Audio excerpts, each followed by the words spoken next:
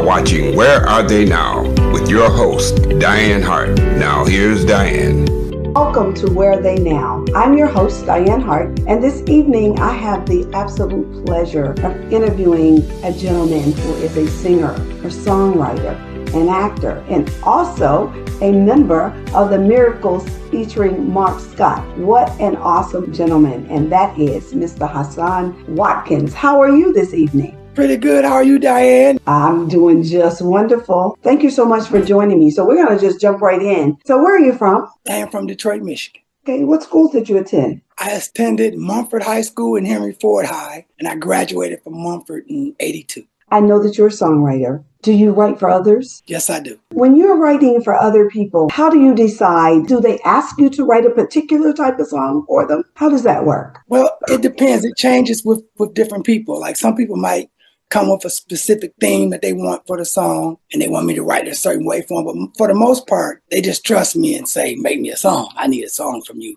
You're a good writer, and I trust you. Make me a song. So then at that point, all I have to do is keep listening to their voice to realize their strengths and their limitations. Wow. I often wonder how people write for other people. How many songs do you have in your catalog? Probably over 50 songs. I've recorded music with like 3 different groups. A lot of songs in my catalog right now. So let's talk a little bit about how you got started. How old were you when you started singing? I actually started off as a dancer. I was in a program called Festival of Performing Arts with Miss Kim Weston. And everybody knows who she is. She may lift her voice and sing. She started a program here in Detroit. It was like Fame, like you watched on TV, but it was real life Fame. This stuff we watched on TV was cool, but this was real life Fame. And there were like 600 acts, and we competed against each other every week. They would whittle it down to the 300 acts, then they would whittle down to the last 20 or 30 acts. And we would perform all over the city in contests with each other. And we got paid during this program, a summer program. We were paid to perform, and we were getting taught by some of the best in the business.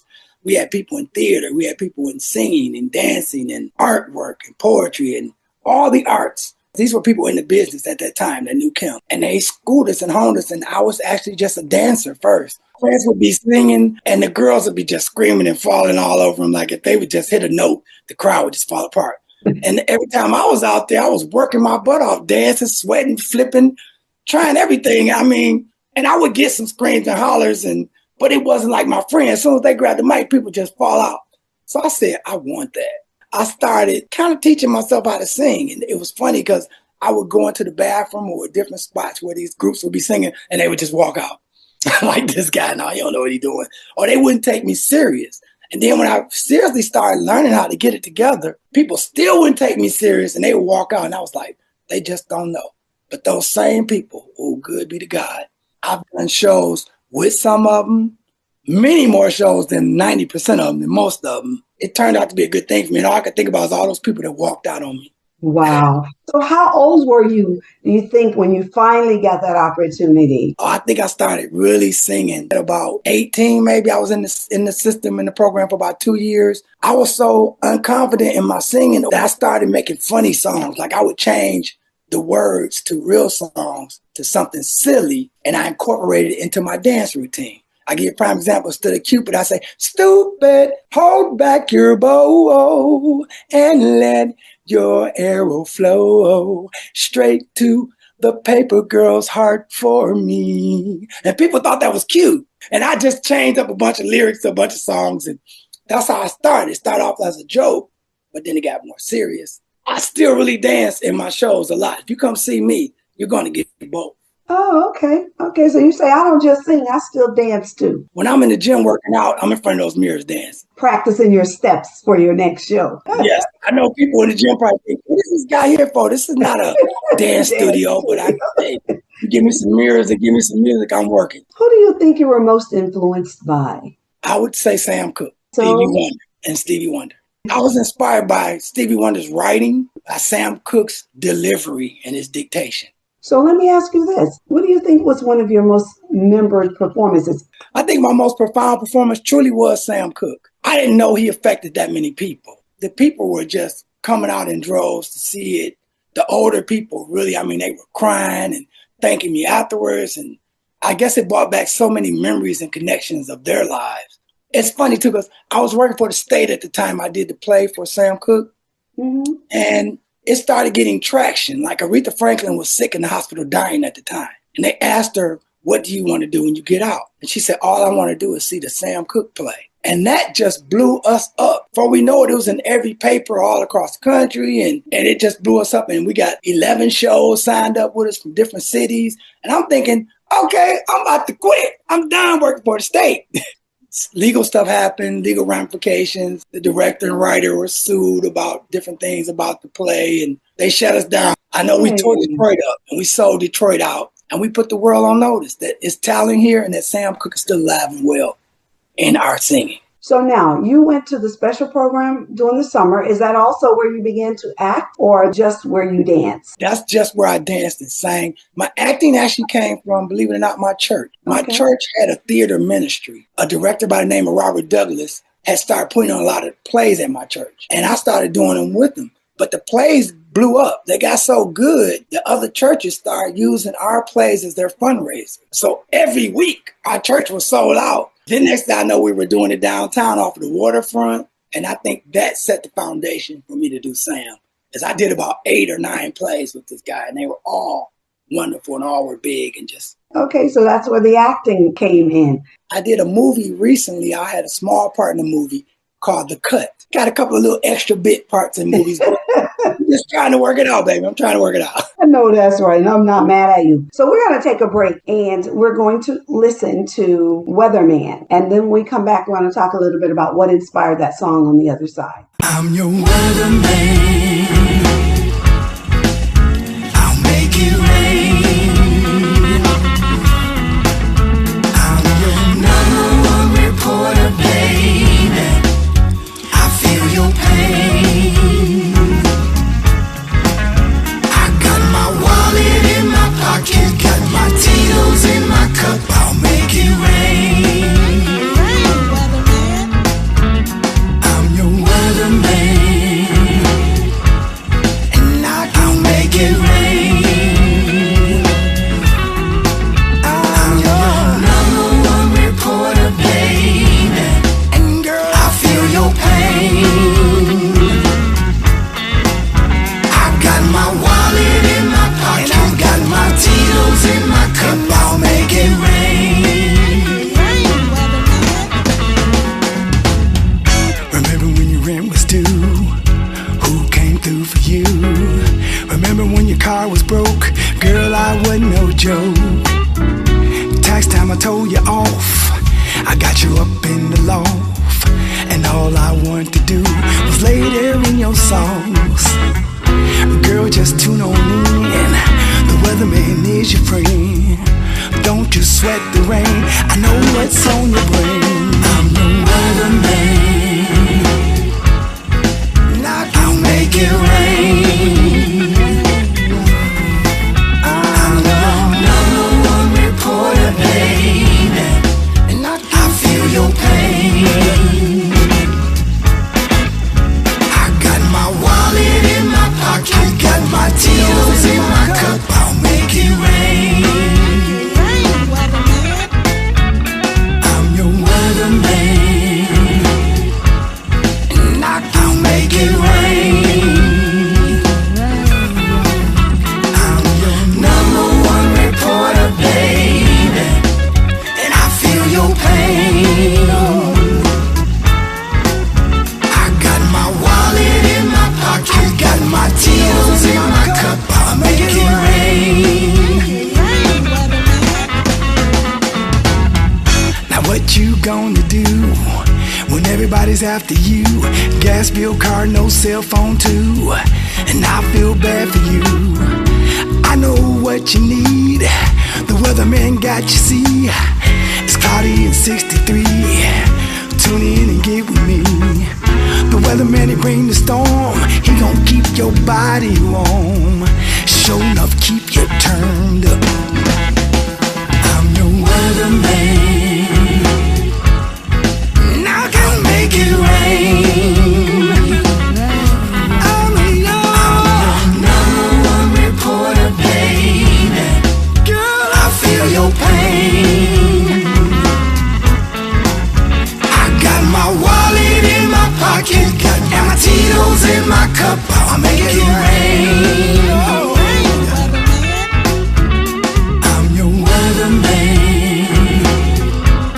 and I can make it rain. I'm your number one reporter, baby, and I feel your pain. I got my wallet in my pocket, got my Tito's in my cup, I'll make it rain.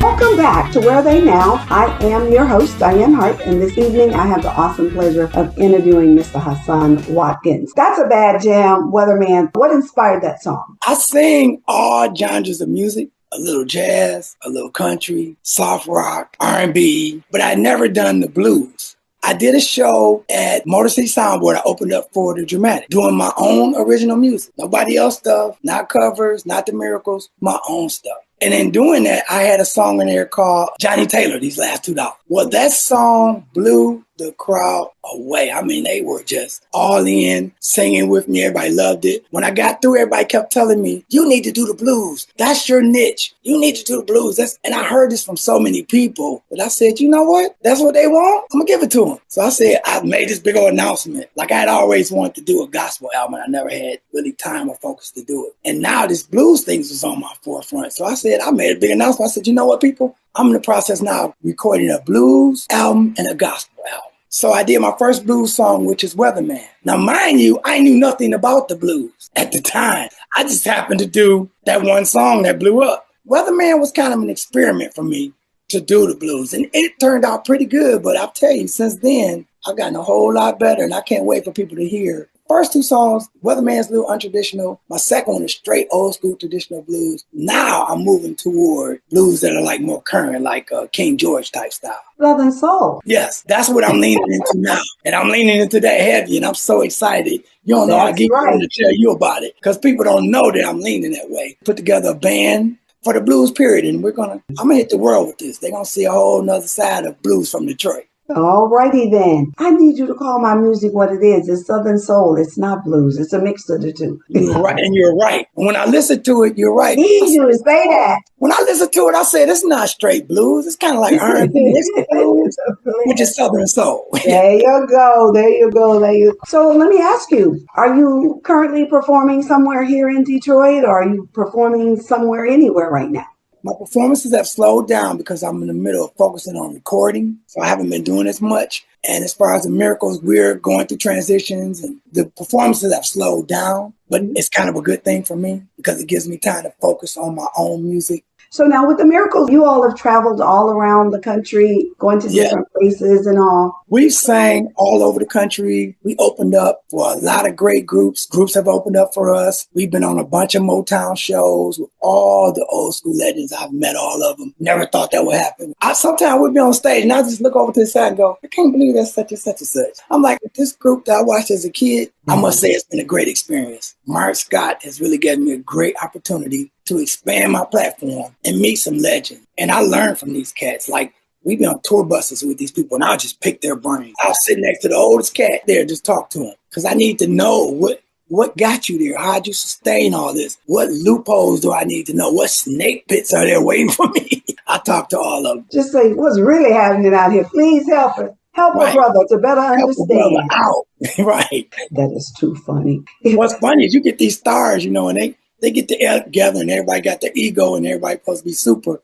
And they'll sit there quiet in the room and won't talk to each other. It might give each other a dap and that's it. Where I'll sit there and start asking you about your mama. I need to know everything.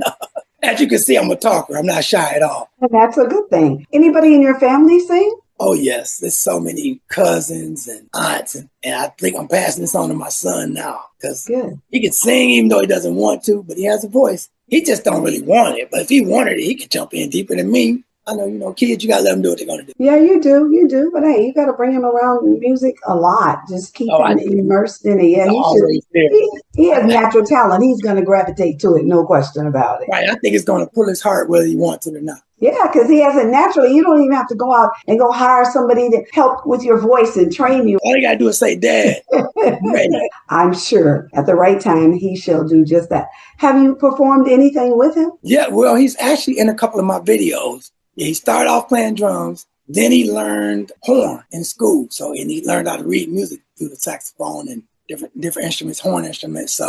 And I've placed him in a couple of my videos playing drums. So at 20, he can say I'm in 2 videos already. So right. I don't know if I could say that early. So you're not so sure you could have said that, huh? Right. I had to work hard to get mine. So let me ask you this. Besides music and acting and dancing, are you involved in any other type of business? Yes. I actually have a business called We Do Weddings. I can marry people. I can officiate weddings. And I started that with my wife a few years ago. And we never really pushed it until now. Now it's starting to pick up something. I did my first wedding this summer, and it's picking up juice.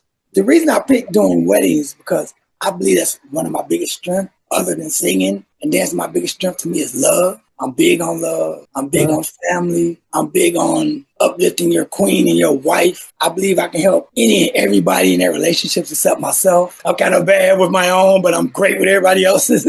One of those type deals. So yeah. Website name of it? I don't have a website as of yet. We're building it. But the name of the company is We Do Wedding. And how could somebody reach you now? At my email at HassanWatkins.com. I haven't got everything set up yet, but I have done a wedding and I did good. Let me ask you this. Will you sing at the wedding? If they actually pay me to, I will. Yeah. I haven't sang at weddings in years. I used to be a wedding singer, actually, me and my sister-in-law, but we stopped. They pay me extra money, sure, I'll sing at your Makes sense. Listen, you got to get all the money. I even play music. I play DJ, quite a few weddings on the side.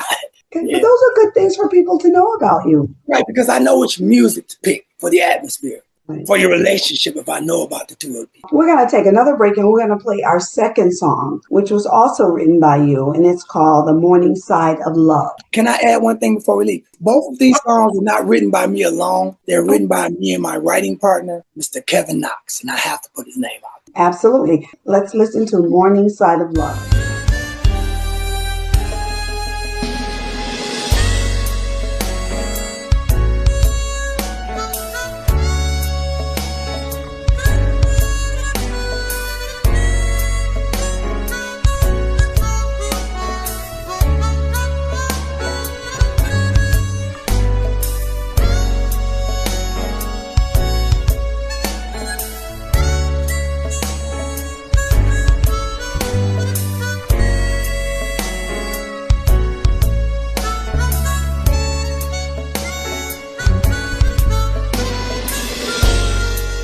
There you are, looking perfect.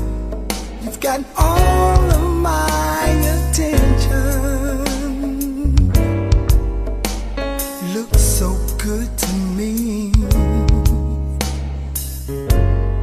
Eyes of intention, not to mention, you fulfill my fantasies. Like I said, you're looking good to me. Can I take you home and show you just the way you make me feel? 'Cause it feels so real. Don't you be afraid to drop your guards, 'cause baby, I'm for real. I'm so damn for real. I know you'll be there.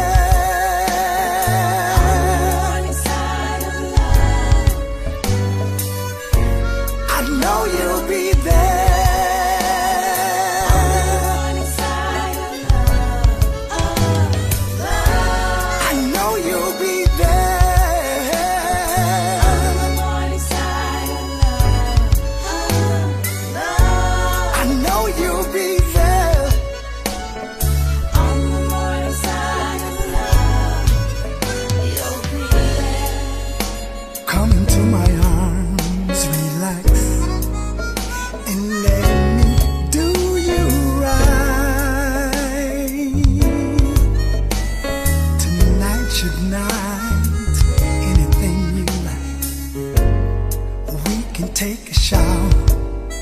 strawberries and champagne on the side.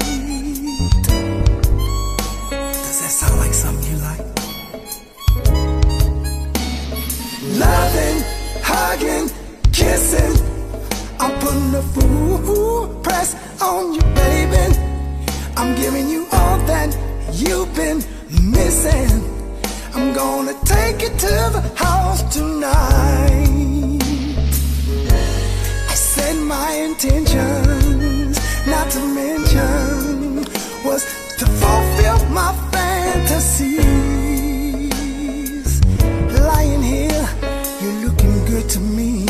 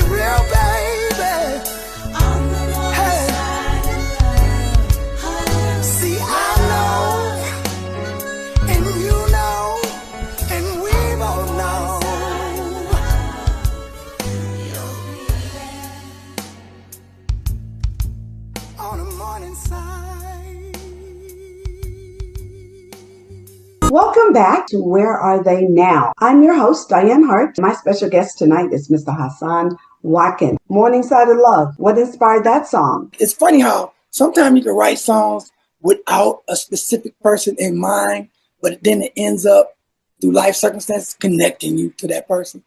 Yeah. And that's what happened with this song. This song started out, my friend started writing it first, Kevin Knott, my writing partner. And then he got with me on it. And I'll tell you one thing about me. When I start a song, I don't just see the song. I actually see the words, the video, and color. So when he brought this song to me, I seen all of that. And I said, okay, this is what we're going to do. And after we finished the song, it made me think about, it's actually connected to my life. It's like me and my wife. It's actually connected to it. And I had no idea. I didn't know it was going to work like that. Right. But it actually did. In a previous interview, usually I always brag about when the songs are made for my wife or connected to my wife immediately. Mm-hmm. On this one, the first thing came out of my mouth, I said, this song was written before with my friend, didn't have anything to do with my wife. But I've learned after I've kept listening to this song and seeing the video, it is connected to her in love. It's the love we have for each other that every day on the morning side, when I turn over in the morning, if I can see her, I know my day is good. My life is good. My life going to be all right. I'm good. Just keep this woman in your life. That helps inspire, for me, Morningside Love. No, you're right. What a bad jam. It's definitely a bad jam. So you and your writing partner write a lot of songs together? Yes, we've written a lot of them together. He'll be my writing partner probably to the day I die. Probably write specifically for me better than most people. But we go hand in hand. Yeah, and I got to get that out there again. His name is Kevin Knott. All right, Kevin. All right, so let me ask you this. What advice would you give an up-and-coming individual in the music industry? For one, stay who you are. Don't let this business dictate who you are, how you do it, and in my mind, even what genre you do. Because they don't know. But a lot of times, you don't know. And you won't know until you touch on all these different areas to tell you what's best for you. Learn as much as you put into your craft of singing, playing an instrument, whatever you do. Put that same energy into the business of this music. You will learn that your talent will only take you so far. Your business can stymie you. Now, singing wise, I'm the most confident guy I know. You can't tell me I can't sing anything, any type of music, anywhere. I'm confident. But business wise, I don't have all the answers. I don't know all the loopholes. There are tiny things in the contract that would trip me up. And I've been beaten by these things before. So I would tell anybody, if you can do it, get a lawyer before you sign anything. I don't care how small the contract may be or how much you trust the person. Get somebody with legal eyes to look at that document for you, because there could be one word in there that could change your whole everything. And I learned that the hard way, and I always stress that to people. Learn the business of music too. And while I'm saying that, there's a book out called This Business of Music. It's been out forever. It's the Bible of music. Any questions you might have about the industry or any situation you're going through is probably somewhere in that book. And you can look in that book and get the information, and then you may need to still go to a legal counsel to break down what you're dealing with. But if you're in this business and you don't know nothing about this business and you don't have that book, you're going to bump your head. You're going to get lost. You're going to sign the wrong contract. Those things I would say to everybody. Please do that. And trust in yourself. Don't give up. It's funny how we want things in our time, but things happen in its own time. This business will beat you up, chew you out, spit you out, and now you're doing something else. So much stuff that a new artist has to know and learn. I went to a few schools, a few high schools on career day, and I speak on these type of things. I speak on mental health because I worked in the mental health industry for 33 years. So I speak on that, and I speak on business and music and music. And I've been to some of these schools, and you'd be surprised. The kids would follow me class to class to absorb this information. So I share it freely all the time, every chance I get. That's why I'm loving talking to you about it right now. And hopefully someone, the right new artist, will see this and maybe change his priority. All those hours you spend on that keyboard or writing, you better spend some time in that book learning about this business, because they're waiting to chew you up with 2 words in that contract. Well, thank you. I greatly appreciate it. I'm sure that message will resonate with some of these young people. Let's just hope they will follow the advice that you've given them. So let me ask you this. What has kept you in this space? As life continues to change in the industry, surely has made a change. What keeps you here? I would say my passion and love for music. If you're in this business for money, you ain't gonna last long, because the money is not consistent. I may have some months where we're working a lot and I'm getting paid, making good money. But then you'll have some months and times where nothing's happening. No one's calling, no bite, and you can't just jump out at that point. So you got to have something that's sustaining you. To me, making a song is like having a child. And I can't live or make it another day until I'm pushing forward on this baby. This baby has to be birthed, it has to be born, it has to be taken care of and nurtured the right way. So that's how I am about my approach on every song. That pushes me to do it right. Most songs that I do, most of them are about love. And somehow, some way, it connects back to her, because my love for her and her love for me feeds just about everything I do. Talk about it all the time. And I don't care. You don't care if they get tired. Maybe they can find somebody that they can share the same type of love with. Be happy. Yeah, I fully agree. What social media platforms can our listeners find you on? Facebook, Instagram, Spotify, Amazon, CD Baby. I mean, every digital platform it is, you should be able to find my music. I have a lot of videos on YouTube. You can go to my page, Hassan Watkins, on Facebook, and I have a lot of things posted, and people share a lot of my music, so it's kind of all over the place. You wouldn't have a problem finding my music. Only thing I would say is you can look it up under so many different titles. Like, you can find my music under Hassan, because at first I was releasing my stuff under just Hassan, but then I bumped into a bunch of legal issues with that, and I had to put my last name on it. So now you can find my stuff under Hassan Watkins. So you may find some under just Hassan. You may find some under Hassan Watkins. I also have recorded with numerous groups, like one group, for example, Camaro Brothers, and we have our own page. You can find our music. We did 2 albums and 2 or 3 singles. So we have about probably 20 songs out there that you can find on us. I was in a group called Members of the House, where I did a lot of house music, and we performed for years. For 11 years, we had about 7 hits out. We had major distribution from Sony. So you can find our stuff out there, Members of the House. That's the name of it. We toured over in London and everywhere. We were all over the world. We did everything. So I do want to put that out there.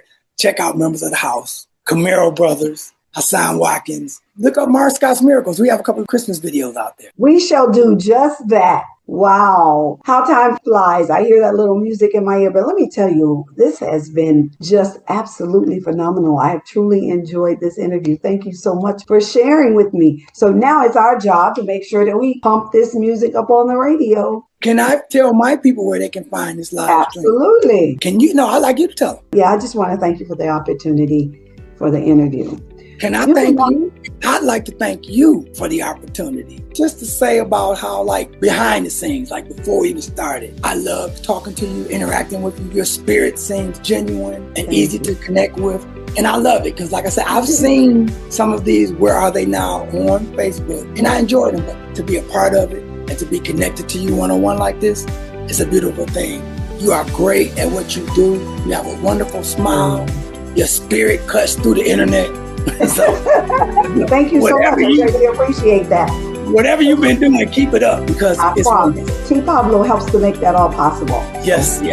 Pablo is a great guy. So you can watch Where Are They Now every Thursday night at 7:30 p.m. on Detroit Hot Television. Be sure to also listen to Detroit Hot Radio. You can also find me on The Opening Statement every Wednesday night at 7 o'clock on Tampa Bay TV, on Roku, on Lit TV Network. That's every Wednesday night. Don't forget to go to my YouTube page. It's at Dianne Hart 2126. Like and subscribe. Hit the bell, and every time we put up a new video, you'll be notified. Thank you, Dianne. You're welcome. Bye-bye.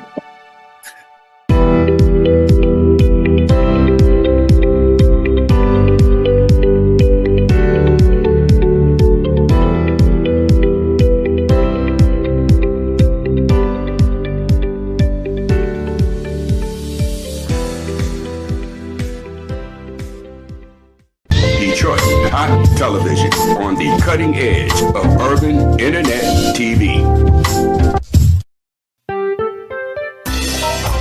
Hi, this is Dianne Hart. Be sure to catch my shows as we interview politicians and special guests on Wednesdays at 7 p.m. on The Opening Statement, the Lit TV network on Roku. Also, watch Where Are They Now as I interview entertainers of yesterday and today at 7:30 p.m. Detroit Hot TV